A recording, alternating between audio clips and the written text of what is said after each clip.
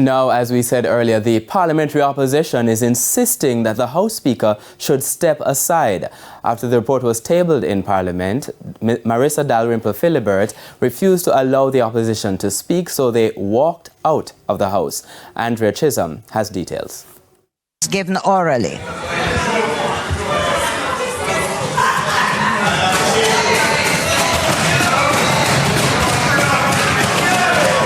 The moment the opposition walked out of the House of Representatives, we're not able to hear what they were saying because Parliament now has a new microphone system controlled by the Speaker, who is at the center of the controversy.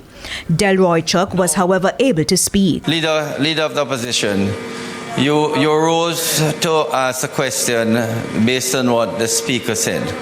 The Speaker position is very clear. Clear to everybody. A report was tabled in the House. There will be no question. We move on. And move on they did with the parliamentary business of the day. Not satisfied with being muzzled, the opposition called a press conference to outline their concerns. Firstly, they believe House Speaker Marissa Dalrymple-Philibert should not have presided over the matter. She was a judge and jury in her own cause in deciding the process to be followed. That was unacceptable to us. Should be unacceptable to all well-thinking Jamaicans. She should have had no role whatsoever in what happens to that report. Once it was tabled, she should have made her personal statement. She didn't do that. She issued a release to the media. She never had the decency of telling Parliament what she should have told us, what she wanted to say about the matter. The Integrity Commission report will now go to the Ethics Committee of Parliament and the Integrity Commission Oversight Committee. She sent it to the Oversight Committee. She decided to send it to the Ethics Committee, which she chairs. She has now, as chairman, convened a meeting of that committee for next week.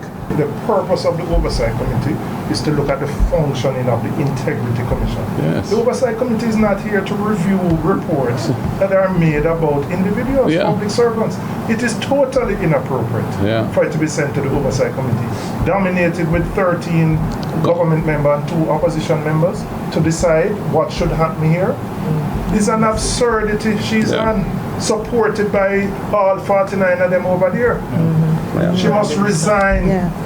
It is the only decent thing for her to do. Resign. You're referred for criminal prosecution. Resign and go clear your name. If you come back, fine. In our view, it is absolutely untenable that Jamaica's Parliament can have somebody holding the office of Speaker who is subject to criminal prosecution for a corruption-related offence. It is untenable for us as parliamentarians to sit in Parliament and have the affairs of Parliament adjudicated by somebody in that situation.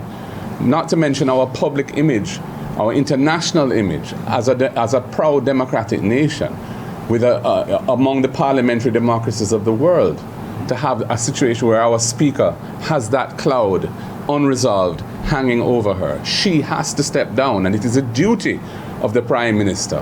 However inconvenient it may be for whatever reasons, it is his duty to remove her. He's the one who appointed her.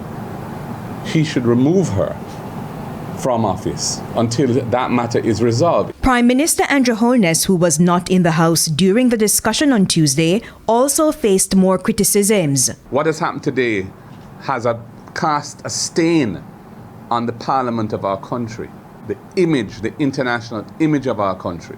He should have been present here to ensure that that did not happen. He was derelict in his responsibilities to the nation by absenting himself today from what happened.